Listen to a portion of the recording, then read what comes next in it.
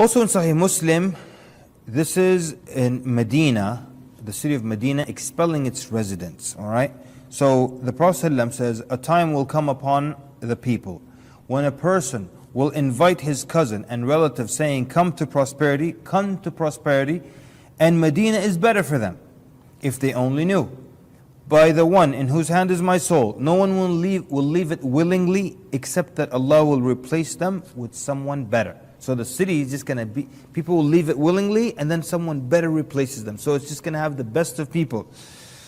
And then the Prophet ﷺ said, indeed, Al-Medina is like bellows, expelling impurities. You know, bellows are they're used to generate like a strong force of winds for blacksmithing and other things, for a foundry, metal foundry. So Medina is like bellows, expelling its impurities. And the hour will not be established until Medina expels its evil residents, just as bellows expel the impurities of iron. So people will start to leave, the bad people leave Medina, good people replace them, and they just get rid of, But anyways, there was a story I used to tell there, I'm going to skip for a minute. But that's what's going to happen towards the end of times. Next one, the ruin of Medina. So, is it populated, or is it ruined, or is it abandoned? You have to understand immediately that this will be different time periods. So it's not like we have 50 years left for the end of the world where everything has to happen. There's plenty of time, Wallahu A'lam, where things can happen and the world can change. This one in Sunan Abu Dawood, Mu'adh bin Jabal radiallahu anhu narrated that the Prophet sallallahu alaihi wasallam said, when Bayt al-Maqdis is taken, Medina will become abandoned. And when Medina is abandoned, there will be a great battle. So now we're seeing Medina populated in one hadith, then abandoned in another hadith. Different time periods. Now there will be a great battle. And when the great battle occurs, Constantinople will be conquered. And when Constantinople, which is Istanbul today, and when Istanbul or Constantinople is conquered, Al-Qistantiniya is what is today Istanbul. When Qistantiniya is conquered, the Dajjal will appear. Oh, there's so many things to talk about here, right? So we're seeing Medina being repopulated, because when the Dajjal appears, the safest place is to be in Medina and Mecca. So, but it just said the Medina is abandoned. That means that happens, then it's repopulated again. So, Constantinople, Qistantiniya, that's Istanbul. So Istanbul, according to this hadith, Muslims will lose control of it. And then it will be regained again after a great battle, and then the Dajjal will appear. Let me see if that's the next hadith I have. No, but there are actually a lot of explanations, a lot of back and forth here. Yeah, we're coming to the separate one for the conquering of Constantinople, so we'll continue as we are. There will be two rulers. This is in Sahih Bukhari and Muslim. This was the first one. The hour will not be established until a man emerges from Qahtan who will lead the people. أو لا تقوم الساعة حتى يخرج رجل من قحطان يسوق الناس بعصاه.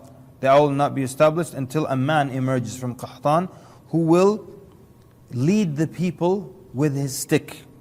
So some people said that the fact that he leads with a stick indicates that he's going to be severe. He's not going to be like a kind, just ruler. He's going to be severe. That's why he's got a stick.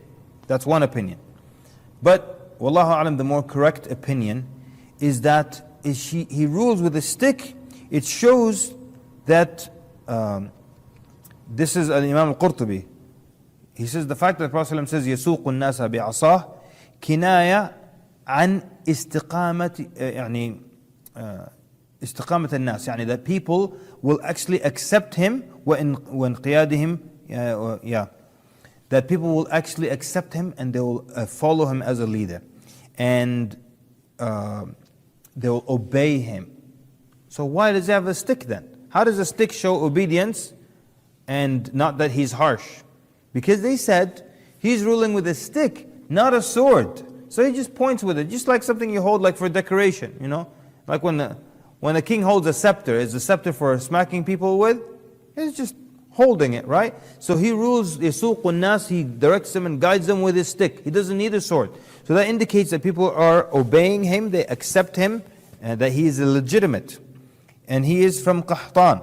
So the scholars who argued that he is just and righteous, they use that argument. And then Ibn Abbas radiallahu anhu narrates that the Prophet ﷺ said about Qahtan, وَرَجُلٌ مِّن قَحْطَانٍ كُلُّهُمْ صَالِحٌ. They're all righteous. So that adds more to the argument that the Qahtani is a righteous man. When will he emerge? Allahu Ta'ala a'lam. There are no hints here. But it seems that he's a righteous, a salih, a righteous person, and not someone who is a tyrant. But then there will be another ruler, his name is Jahjah. لا يذهب الليل والنهار حتى يملك رجل من الموالي يقال له الجهجاه. Alright. So the nights and days will not pass, meaning the day of judgment will not come, until a man from the mawali, a mawla is a freed slave, until a slave will rule, he will be known as Jahjah. Some scholars said al-Jahjah is the same as the man from Qahtan, the first one, the righteous man ruling with the stick. But others said no, that's not possible, because he cannot be a freed slave and be from Qahtan. Qahtan يعني is from the great tribes and from the leading tribes are from amongst the Arabs, pure. How is that man from Qahtan going to be a slave? That's not possible. This is a different man from al-Mawali, and he will be known as Jahjah. So al-Jahjah here, is he going to be a good ruler or a bad ruler? Well, they said in classical Arabic, the meaning of that name is someone who constantly shouting. And so they're saying that according to the scholars, they're saying that a person who is a Jahjah in this case will be someone who is not worthy or someone who has bad character. Alright? So that means al-Jahjah is not a good ruler, but someone else, like a bad person coming in the future. Okay, we've got some things about the Mahdi, and that's when we're going to get into the major signs before the hour. But for now, this is a narration from Imam Ahmad. The first of the tribes to go into demise, to die out, will be Quraysh. And it is almost as if a woman passes by a sandal and says, this was the sandal of a Qurashi. So, which could indicate that they might disappear suddenly. What does it mean the woman will walk by and say, this sandal used to belong to someone from Quraysh? As if it indicates that they die, they go suddenly. And if they start to dwindle over hundreds of years, not like they're going to have remnants left over, but the fact that the woman is saying, oh, this used to belong to a Qurayshi, as if he left recently and just left their belongings behind. So something, what is it? Something kills them, they die of something. Wallahu ta'ala a'lam, we don't know. And it's not even for anyone to speculate here. There's not enough material or hints for anyone to guess and think, oh, it's going to be a genetic this, or it's going to... Just leave that. Okay, let's see what we can do here with the conquering of Constantinople. In Sunan Abu Dawud, when Bayt al-Maqdis is taken, Medina will become abandoned. When Medina is abandoned, there will be a great battle. And when the great battle occurs, Constantinople will be conquered. And when Constantinople is conquered, the Dajjal will appear. So we can see clearly, this is towards the end of time. Constantinople is conquered. So then what is happening? Like, where is... how do we lose Constantinople? Istanbul today. So we had scholars disagreeing, right? Some said that Istanbul will be lost. So the Muslims are in control of it. Muslims will lose control of it. And then will regain it again towards the end of time, right before the Dajjal. That's one explanation. And honestly, that's the explanation that makes a lot of sense. That even though it's a Muslim city now, we will lose it. Whatever it is. People start, oh, that's because they will join the European Union. You don't know that. We don't even know there will be a European Union in 1,000 years from now. We don't know the future. So whatever it is, it will be not considered under Muslim control anymore. And then the Muslims will regain it towards the end of times, before the emergence of the Dajjal. That's one explanation, and very plausible. The second one, probably a little insulting to people who live in Istanbul or to Turkish people in general. Some scholars said, we lost it. We lost it a long time ago. When Kemal Ataturk came and he did all the things that he did, that's when we lost Istanbul. We don't consider it a Muslim city anymore. But the truth is, if you go to Istanbul today, and you're probably going to go for one thing. Actually, two things. One, you're going to go see the sites. And what are the sites? The masajid. So you are going to a Muslim city to see this masajid. Two, you're going to go because of their kebab. But that's not the point. We're all fasting, right? And hungry. Not the kebab. Let's stick with the sites. When you go to Istanbul, will you hear the adhan being called? Will you see people in hijab? Will we find a place to pray? Yeah. Yes, there will be alcohol and other things. But will you say this is not a Muslim city? And is it any less Islamic than Cairo, for example? Or less Islamic than, Dubai or any other place? That's actually more Islamic than Dubai. I don't care what anybody says.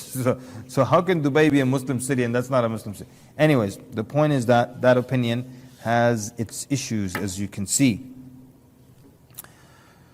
So, this is the Prophet then describes here, what will happen. He describes Al-Qastantiniya, Constantinople, and he says, سمعتم بمدينة, that have you heard of the city? Part of it is in the water, the other part is in the water. They said, yes, Ya Rasulullah. He said, the hour will not be established, لا تقوم الساعة حتى يغزوها 70,000 من بني إسحاق. It will, so 70,000 from Bani Ishaq, from the children of Ishaq, will charge or march towards it to take it over. فإذا جاءوها نزلوا فلم يقاتلوا بسلاح ولم يرموا بسهم. So when they get to it, they're just gonna camp and they're not gonna fight with a weapon or shoot an arrow at it. So there's some scholars again said arrow, they shoot an arrow. It could be that they will shoot an arrow because something happened to technology, but it could also be that they will shoot a gun. The Prophet didn't want to say the word gun. Just create confusion in the hadith. It'll be 1,400 years of people being confused from this hadith before we finally understand it. And it's not all about us. Some people are like, oh yeah, we can understand it. Yeah, you now, but before guns were made, how would people understand this hadith for thousands of years? Anyways, قالوا لا إله إلا الله والله أكبر. They will say Allah, La ilaha illallah, and Allahu Akbar, and then so part of the city will collapse. And then and they will say takbir again until the other side collapse, and they say takbir again until the third part of the city collapse, so they take it over without using any weapons or anything like that. Then the Al-Qadi Iyad, he says there must be some mistake, because he says يغزوها 70,000 من بني إسحاق, from the offspring of Ishaq. And the Arabs are the offspring of, and not just the Arabs, but the Muslimin also, and in this camp, the offspring of Ismail, right? So Al-Qadi Iyad, rahimahullah, this great scholar, he said, no, the Arabs were the ones intended, not the children of Ishaq, but the Arabs. But Ibn Kathir said, no. He says that this hadith يدل على أن الروم يسلمون في آخر الزمان. He said this hadith indicates that the Europeans will become Muslim towards the end of time.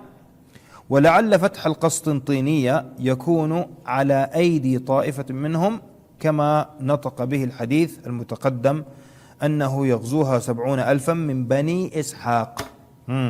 So he says, Ibn Kathir rahimahullah, that the conquering, perhaps the conquering of Constantinople or Constantinople or Istanbul will be upon the hands of a group of them. This group of people who are European, who are, Romans from Europe, which is, from Asia basically, the part of Asia known as Europe, and then they become Muslim, and they're the ones who go and free Qastantiniya just with their takbirs and tahleels without shooting a single arrow, which is really, really powerful. And there's a hadith then, and that shows that a group of them, of the Europeans, leave and come and join the Muslim ranks. Abu Hurairah radiallahu anhu narrates, and then the rest of the army will say, خلوا خلوا بيننا وبين الذين سبوا منا نقاتلهم يعني. Then the Muslims will say, فيقول المسلمون لا والله لا نخلي بينكم وبين إخواننا. So this group now leaves, they got the army of the Muslims and this Western or this European army, and then a huge group leaves and becomes Muslim and comes. So they will come and say, hey Muslims, stand aside and let us fight those who left our ranks. And the Muslims say, no, wallahi, will not stand aside and let you, basically, and leave our brothers. Anyways, the conquering of Constantinople without any fighting is something that definitely has not happened yet. So it is from the future signs before the Day of Judgment. Imam al-Tirmidhi narrates that Anas ibn Malik radiallahu anhu says أنه قال فتح القسطنطينية مع قيام الساعة. Conquering of Constantinople will be towards the end of time, close to the Day of Judgment, meaning the Dajjal times and those towards the end. Alright.